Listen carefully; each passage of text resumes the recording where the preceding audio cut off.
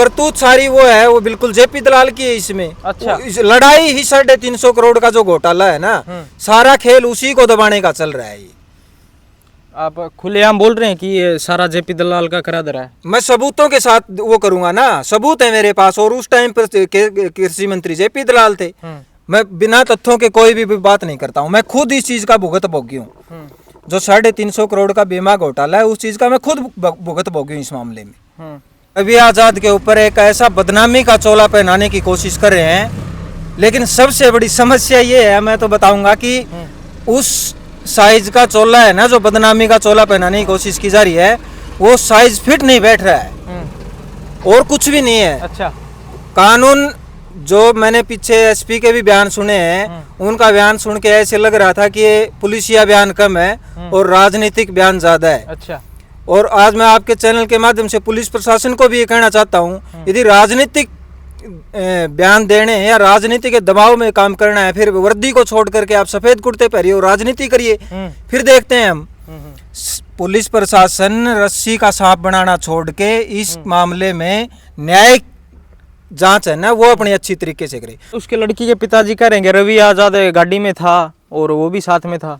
ऐसा था तो हमारे सबूत लेके दिखाओ, कोई सीसीटीवी फुटेज लेके आओ। आजकल तो सारा सिस्टम है। यदि पुलिस प्रशासन के पास इतना सिस्टम नहीं है तो फिर छोड़ दे नौकरी।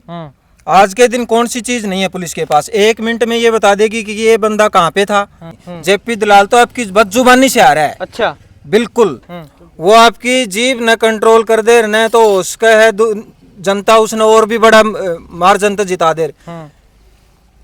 सबसे बड़ी समस्या ये है कि बड़बोलापन है ना, उनकी मुख्य हार का कारण ही है। उसमें उस जो औरत थी, वो पुष्पा जोई नाम की औरत थी, उसके ये मान के चलो कि मैं मात्र 8 से 10 फुट की दूरी के ऊपर बैठा हुआ था। अच्छा।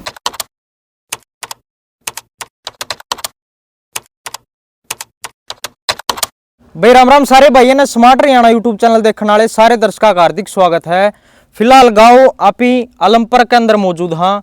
ये अपने पीछे बड़े चाचे ताऊ भाई अपने बैठे हैं और आपने बेरा है एक मुद्दा पूरा वायरल होने लग रहा है। रवि आजाद किसान नेता के ऊपर इतने बड़े बड़े मुकदमे, इतने ये मतलब केस और झूठे आरोप बताए जाने लग रहे हैं। कितनी केस सच्चाई है, ये भाई चाचे ताऊ इन तक बैठे हैं, इन तक पूछने का प्रयास करेंगे।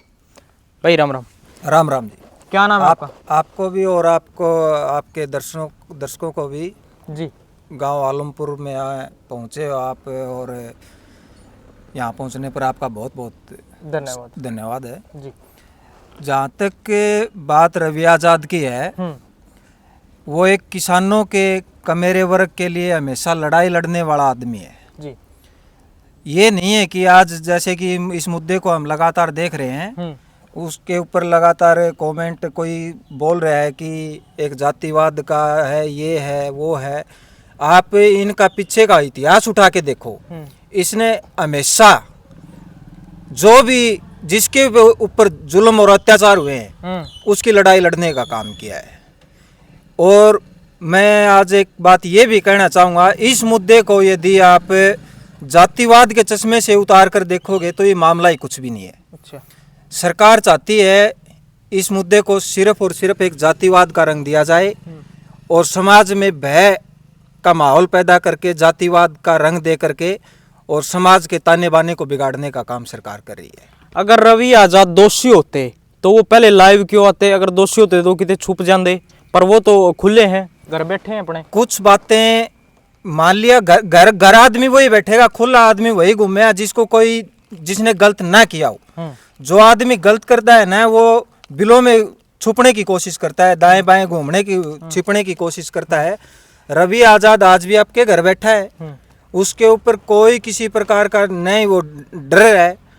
डर उसी आदमी को होता है जिसने जो गलत किया होता है। रवि आजाद, उस दिन की पंचायत में भी हम गए थे, पंचायत में भी बिल्कुल ये क्लियर हो गई थी कि रवि आजाद का इस मामले से कोई दूर दूर तक लेना देना नहीं है। रवि आजाद के ऊपर पोक्सो एक्ट, SC एक्ट और किडनैपिंग के बहुत से गंभीर मामलों के ऊपर धारा लगी हैं, तो आप क्या कहना चाहोगे? वो इनको दबाने की कोशिश की जा रही है या इन्होंने सच में ये काम किया है? ये तो सरकार या प्रशासन कहें, एक ऐसा रवि आज़ाद के ऊपर एक ऐसा बदनामी का चोला पहनाने की कोशिश कर रहे हैं। लेकिन सबसे बड़ी समस्या ये है, मैं तो बताऊंगा कि उस साइज का चोला है ना, जो बदनामी का चोला पहनाने की कोशिश की जा रही है, वो साइज फिट नहीं बैठ रहा है और कुछ भी नहीं है। अच्छा, कानून जो मैंने पीछे एसपी के भी बयान सुने हैं, उनका बयान सुन के ऐसे लग रहा था कि ये पुलिसिया बयान कम है और राजनीतिक बयान ज्यादा है। अच्छा, और आज मैं आपके चैनल के माध्यम से पुलिस प्रशासन को भी ये कहना चाहता हूँ, यदि राजनीतिक बयान देने या राजनीति के दबाव में काम करना है, फिर वर्दी को छोड़ करके आप सफेद कुर्ते पहनिए और राजनीति करिए, फिर देखते हैं हम। पुलिस प्रशासन रस्सी का सांप बनाना छोड़ के इस मामले में न्यायिक जांच है ना, वो अपनी अच्छी तरीके से करे। यदि पुलिस प्रशासन ने अपनी न्यायिक जांच सही से नहीं की और बेवजह रस्सी का सांप बनाने की कोशिश की, तो इस मामले में और मैं ये रवि आज़ाद नहीं, और भी बहुत मामले ऐसे होते हैं कि दोषी को बचाने के चक्कर में निर्दोष के ऊपर बदनामी का चोला डाल दिया जाता है। रवि आज़ाद के साथ उनके 3 सहयोगियों के ऊपर भी कार्रवाई हुई, उन तीनों को तो पकड़ लिया गया है। क्या लगता है कि तीनों दोषी हैं या फिर उनमें वो बेकसूर है? ये बात तो हम लगातार सोशल मीडिया के ऊपर भी देखते रहते हैं, बार बार नई नई वीडियो आती हैं, और जो लड़की का पिता है वो भी बार बार ये बात बोल रहा है कि वे लड़की की इनसे पहले मुलाकात होती थी, बात होती थी। तो इसमें कुछ न कुछ तो देखो उन लड़कों के दोस्ती थी या कुछ भी था, या फिर बाद में आजकल एक सिस्टम ऐसा हो गया है कि सबसे बड़ा जो SC/ST एक्ट और पॉक्सो एक्ट है, आदमी कहीं पे भी कुछ भी ना बनता दिखन है तो सिर्फ ये लगा दो एक। अच्छा, हाँ, और उनकी पहले ये दोस्ती कहें या फिर उनकी मुलाकात कहें, ऐसा नहीं है कि वो आपस में कुछ ऐसा नहीं था, लेकिन इसमें रवि आज़ाद को एक मोहरा बनाने की कोशिश की जा रही है। पर उसके लड़की के पिताजी कह रहे हैं रवि आज़ाद गाड़ी में था और वो भी साथ में था। ऐसा था तो हमारे सबूत लेके दिखाओ, कोई CCTV फुटेज लेके आओ। आजकल तो सारा सिस्टम है। यदि पुलिस प्रशासन के पास इतना सिस्टम नहीं है तो फिर छोड़ दे नौकरी। आज के दिन कौन सी चीज नहीं है पुलिस के पास, 1 मिनट में ये बता देगी कि ये बंदा कहाँ पे था। थाने के भी सिस्टम दिखाए, इतना सिस्टम करना चाहता है। इस केस के पीछे कौन है, तो थाने के भी अपनी जो CCTV लगे हैं उनकी भी वो करे कि इस केस में कौन का दबाव डाल के, लड़की के पिताजी के ऊपर दबाव डाल के कौन क्या पीछे घूम रहा। हालांकि मेरे को लगता नहीं है लड़की का पिताजी ऐसा कुछ है, मैंने उसकी वीडियो देखी है, वो एक बिल्कुल सीधा साधा और सिंपल आदमी लग रहा है। लेकिन जो कुछ भी लगे हुए तथाकथित लोग हैं, मैं उनका ना तो नाम लेना चाहता हूँ, ना उनकी पृष्ठभूमि का इतना ज़्यादा वो करना चाहता हूँ। सिर्फ ये बता देना चाहता हूँ कि इस मामले में उस लड़की के पिताजी को बहला फुसला करके या कुछ लोभ लालच दे करके वो सिर्फ और सिर्फ एक रवि आज़ाद का नाम दिवाना चाहते हैं, और कुछ भी नहीं है मामला। कुछ दिन पहले एक बात भी अफवाह उड़ी, बता रहे हैं कि भाई 45 लाख रुपए दे दिए जाएंगे तुम्हें, इस तरह का कुछ मामला था। नहीं, देखो बिना तथ्यों के कुछ भी बात नहीं करनी चाहिए। ऐसा कोई पंचायत में भी ये बात हुई थी, ये तो बिना तथ्य की बात है। इसके बारे में कुछ ज्यादा बात नहीं करना चाहेंगे। रवि आज़ाद कैसे नेता है, आपको किस तरह का भरोसा है उनके ऊपर? मैं रवि आज़ाद के बारे में आपको भाई पहले भी बता चुका हूँ, वो हमेशा दलितों की, मजलूमों की और अन्याय के विरुद्ध लड़ाई लड़ी है उसने। आप कितने भी, मैं कम से कम भी लगातार 7-8 साल से उनको जानता हूँ, और बिल्कुल भी ऐसे नशे से दूर रहने वाले, किसी भी प्रकार का एक हुक्का तो देखो वो एक सामाजिक ताना बाना में बैठ के हो, बाकी कोई ये कहे कि उसमें कोई बैल है जी, वो गलत है, तो हम 8 साल का विश्वास के साथ ये बात बता सकते हैं, उसमें किसी भी प्रकार का लोभ लालच और दगेबाजी का, इस प्रकार का कोई भी इस प्रकार का आदमी नहीं है रवि आज़ाद। जो लड़की के और उनके पिताजी के बयान है, क्या लगते हैं कि वो बिना किसी दाब दबाव के हैं? ऐसा लगता नहीं है।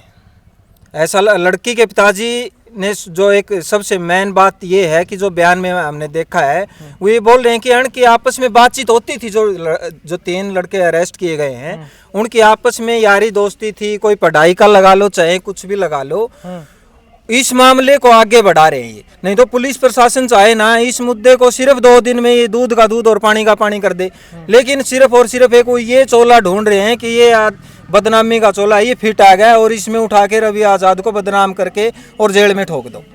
रवि आजाद लाइव भी आए थे, अगर भाई मेरे को कुछ हो जाता है तो इसका सीधा सीधा जिम्मेवार जेपी दलाल होता है, उसके बारे में क्या कहना चाहोगे?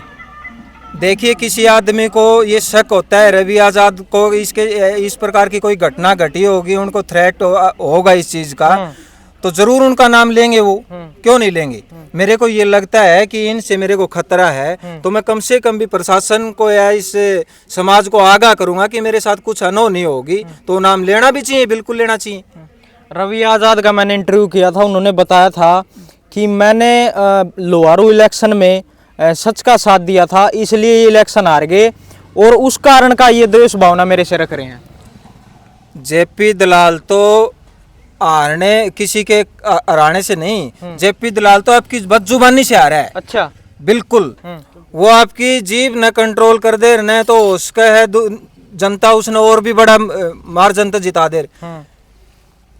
सबसे बड़ी समस्या ये है कि बड़बोलापन है ना, उनकी मुख्य हार का कारण ही ये है।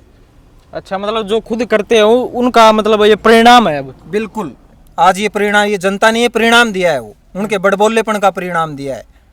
उनके जो रवि आजाद के 3 साथी उनको गिरफ्तार कर लिया है, पर केस तो रवि आजाद के ऊपर भी लगाया गया है।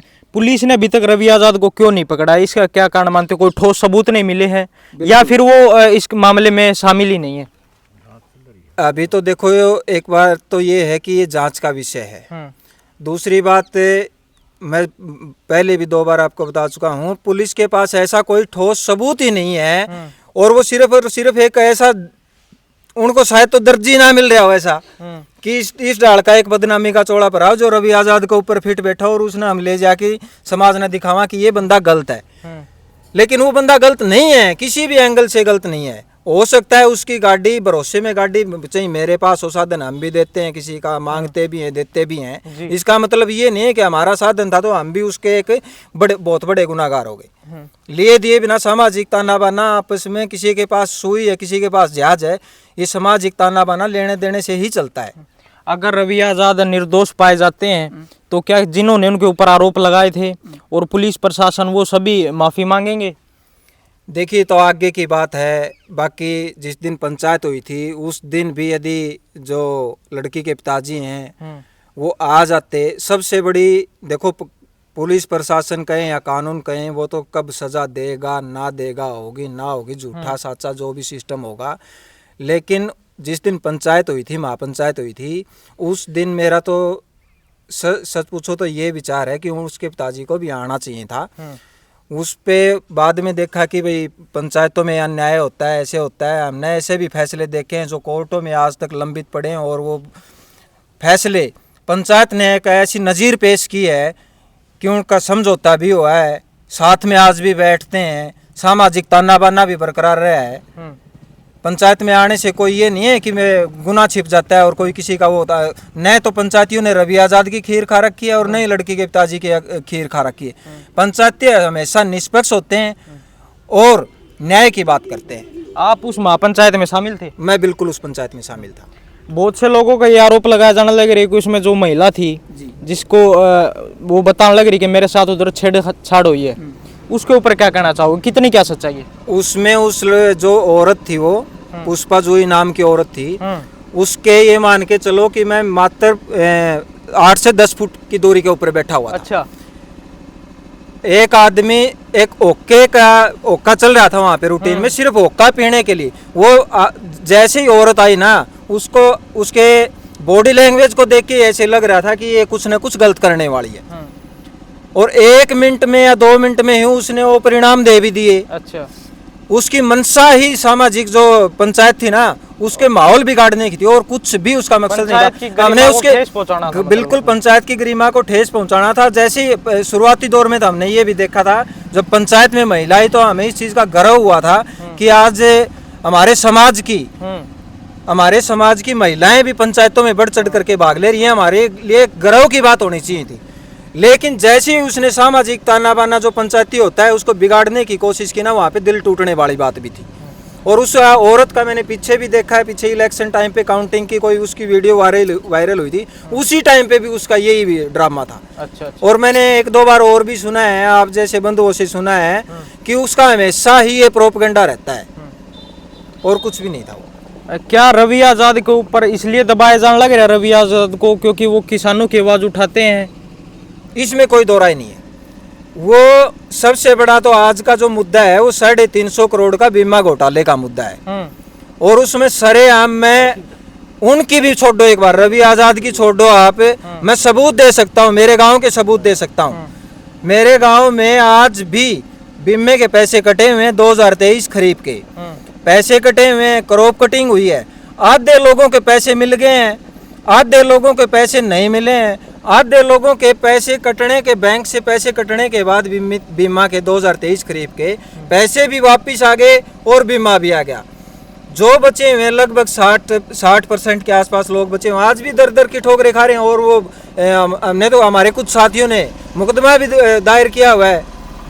और करतूत सारी वो है, वो बिल्कुल जेपी दलाल की है इसमें। अच्छा, लड़ाई ही 350 करोड़ का जो घोटाला है ना, सारा खेल उसी को दबाने का चल रहा है। ये आप खुलेआम बोल रहे हैं कि ये सारा जेपी दलाल का करा दे रहा है? मैं सबूतों के साथ वो करूंगा ना, सबूत है मेरे पास। और उस टाइम पर कृषि मंत्री जेपी दलाल थे। मैं बिना तथ्यों के कोई भी बात नहीं करता हूँ। मैं खुद इस चीज का भुगत भोगी हूँ। जो 350 करोड़ का बीमा घोटाला है, उस चीज का मैं खुद भुगत भोगी हूँ इस मामले में। आपका क्या नाम है जी? मेरा नाम संदीप है भाई साहब। क्या कहना चाहोगे जो आज ये मुद्दा वायरल होने लग रहा है? भाई देखो, कहने से ज़्यादा तो आज के टाइम पे सोशल नेटवर्क है, उसके ऊपर हर बात सबके सामने आ रही है जी। सबसे पहली बड़ी बात तो ये है, रवि आज़ाद बिल्कुल बेकसूर है। और इसका सबसे बड़ा सबूत तो ये है, पुलिस वालों के अभी तक उसकी गिरफ्तारी नहीं की। और ये ऐसी धाराएं इसके अंदर पुलिस वाले हाथों हाथ कार्रवाई करते हैं और उनके ऊपर दबाव है पीछे से, लेकिन उसके खिलाफ सबूत न होने के कारण वो रवि आज़ाद को नहीं पकड़ रहे हैं। लोग घुमा घुमा के बातें कर रहे हैं, लेकिन सबका एक ये है, रवि आज़ाद एक ऐसा व्यक्ति है, हर वर्ग के साथ खड़ा है। किसी के साथ भी अगर गलत होता है और उसको पता चलता है तो वो बगैर बोले आके खड़ा हो जाता है। वो सामने ये नहीं देखता कौन खड़ा है, अपनी सीधी बात बोलता है सबको। पर कुछ लोग ये आरोप लगाने लग रहे हैं कि इसने गड़बड़ी करी थी, इसके कारण ये यूनियन मत काट दिया, और मनीष हत्याकांड में भी इसने कितने कितने पीछे ले लिए और चुप बैठ गया। भाई कुछ बात इसी हुए हैं कि उसका पैसे बदनाम उड़े भी बदनाम करने की साजिश थी, बाद में फिर वो किस चले गए लोग। वो तो उसमें था ही नहीं। शुरुआत में जो कमेटी बनी थी उसमें रवि आज़ाद था नहीं, लड़की के बाप ने बोल के उसको कमेटी के अंदर लिया था। अच्छा। और उसके बाद उसका बाप भी ये कह रहा है कि भाई ये तो निर्दोष है, उसको सिर्फ बदनाम करने की वो साजिश है कि भाई ये लड़का हर किसी के साथ खड़ा हो जाता है, इसको बदनाम करो, इसको आगे मत बढ़ने दो। रवि आज़ाद कहने लग रहे कि जो दलित लड़की है उसको राजनीतिक षड्यंत्र के तहत यूज किया जाने लग रहा है। हाँ बिल्कुल करने लग रहे हैं, उनका कोई लेना देना ही को नहीं। रवि आज़ाद तो बोल रहे हैं मैं लड़की को चेहरे तक नहीं जानता, और वो उसके साथ नाम जोड़ के उसको बदनाम कर रहे हैं। और ये सब मतलब बड़े लेवल का काम है। उसमें लड़की के बाप है, वो उनको सोचना चाहिए इन सब चीज़ों का, किसी की बदनामी ऐसे नहीं करनी चाहिए। आपको क्या लगता है अभी ये मामला कहाँ तक जाके रुकेगा? भाई रवि आज़ाद 8-7 साल हो गए हमें उसके साथ जुड़ रहे हैं, और इन सब चीज़ों से बहुत दूर है वो। अच्छा। उसके बाद भी एक ये अपने नार्को टेस्ट है, उससे वो करवा लो, दूध का दूध पानी का पानी है। लड़की के पिता है, लड़की और रवि आज़ाद, तीनों की जरूरत है, तीनों तैयार हैं। और लड़की के माँ बाप इस चीज़ के लिए आ नहीं रहे, रवि आज़ाद तैयार है, नार्को टेस्ट करवाओ और सब कुछ क्लियर हो जाएगा नार्को टेस्ट के बाद।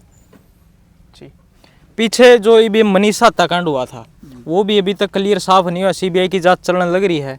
पर बीच में लोगों को ये होने लग गया था कि भाई इसमें इस नेता का हाथ है, इस नेता का हाथ है। जो सुई थी वो नेता की तरफ घूमती हुई दिखाई दे रही थी, उसके ऊपर क्या कहना चाहोगे? मनीषा हत्याकांड सबसे बड़ा तो आज की जो सरकार कहे या प्रशासन कहे, उसके ऊपर सबसे बड़ा सवाल तो यही खड़ा होता है कि एक बहन मनीषा को आज तक वो न्याय नहीं दिला पाए हैं। उसमें इतनी लंबी सीबीआई वगैरह की कुछ जांच करने की शायद मेरे हिसाब किताब से जोड़ तोड़ बिठाने की जरूरत ही नहीं थी। पुलिस प्रशासन के पास इतने हथियार होते हैं, इतने तौर तरीके होते हैं, वो 1 मिनट में ये बता देती है कि ये कहानी ऐसे है। लेकिन इस मामले को टोटली आज के दिन क्या चला हुआ है, जातिवाद का एक झुंझुना पकड़ा दो, वो लोग बजाई जाएंगे, कुछ करना धरना नहीं है, लोग उसके पिल मेरे फोकट की राजनीति किसे करना कहते हैं। मतलब वो दोनों सिर्फ समाज को बिड़ा देना लग रहा बिल्कुल है। बिल्कुल इसमें सिर्फ और सिर्फ सामाजिक ताने बाने को बिगाड़ के जातीय रंग, हर मुद्दे को जातीय रंग दे के और अपनी राजनीतिक रोटियां सेकने का काम कर रहे हैं ये। इसके अलावा कुछ भी नहीं। हर आदमी को बिल्कुल जो आंधा है उसने भी ये दिखने लग रही है कि भी हर मामले में ये जातिवाद का रंग देते हैं। हर मामले में किसी आप एक भी मुद्दे का नाम उठा के बता दो, मैं उसी के उसका उदाहरण दे दूंगा कि इसमें जातिवाद का ये कर रहे हैं। ये जरूरत ही नहीं थी वहाँ पे एसपी साहब का उस टाइम पर ट्रांसफर करने की जरूरत ही नहीं थी।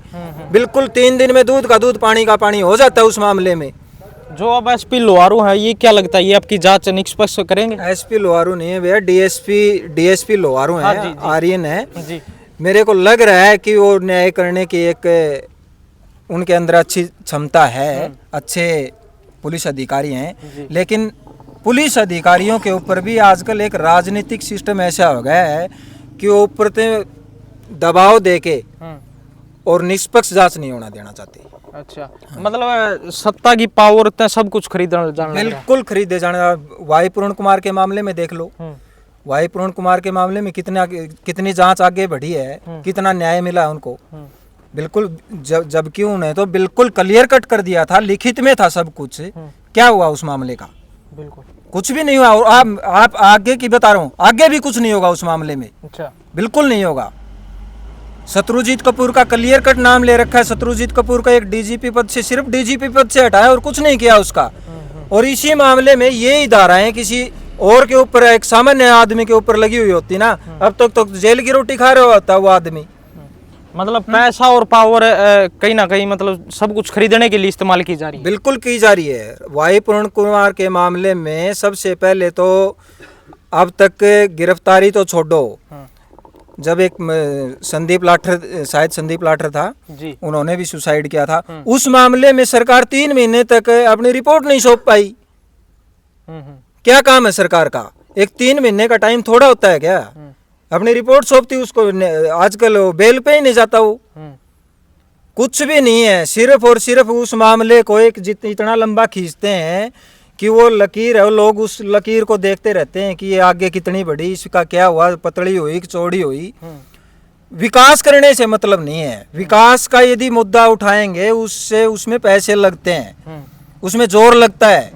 मतलब आपका कहना ये कि जो सच का साथ देगा और झूठ के प्रति लड़ाई लड़ेगा उसको दबाया जाएगा, उसको सजा दी जाएगी। बिल्कुल, उसको झूठे मुकदमे में फंसाया जाएगा, उसको यातनाएं दी जाएंगी, उसको बदनाम किया जाएगा, और ज्यादा भी और उछलने की कोशिश करी तो उसको जेल में भी डालने का काम करते हैं। ये जी।